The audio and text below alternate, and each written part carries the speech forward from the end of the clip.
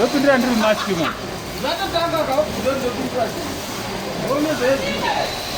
lockdown zvayakapera mabvumirwa kuti muchiuya kubasa muri kunzwa sei? tiri kufara zvakanyanya kuti lockdown yakapera mabasa edu emaoko avhurwa asi zvichakatiomera hazvo pakuti makastoma edu etajaira havasati vaane mari sevanhu vachiri kungobuda mulockdown. Okay. So mulockdown machona, how were you managing? Mulockdown zvinhu zvaa zvakatiomera chose. Takakwanisa kurarama nekungopindawo mumunda techitsvaga-tsvaga techirima-rimawo zvinhu zvekushandisa. Takati sina mawanire taikwanisa kuita chikafu kunze kwekuti tairima nekuchitorawo zvinhu zvatairimawo mumunda techikwanisa kuraramawo nemhuri. All right. Saka imimi munoita nezvechi? Tinoita nezvekusona. Sona hembe techitengesa.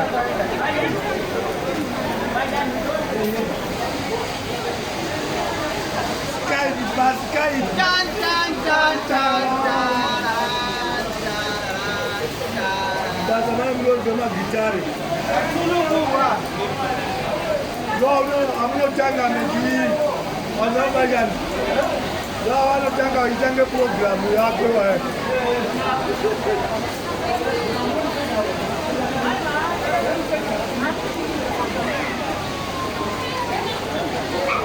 mkono mwenye kutora na kunokuimia ya ungoito ationeka manje uko wewe unaona watu zozo bure kubule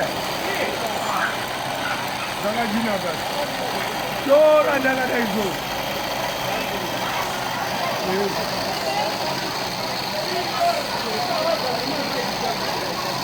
Adijo mtutu.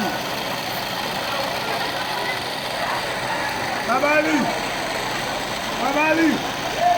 Yo ukure. Yokuda yele. Ndikurekod. Saka zvamakatenderwa kuti muchibuda muye muzoita mabasa enyu as entrepreneurs, how are you taking it? Chakatiomera because mabasa acho haasati anyatsa kuuya, hatiri kubva panzara hatina mari, saka zvoita kuita nani haasati zvanyatsa kuita. Because I think one of the, I don't know wiki, you know, there's our party.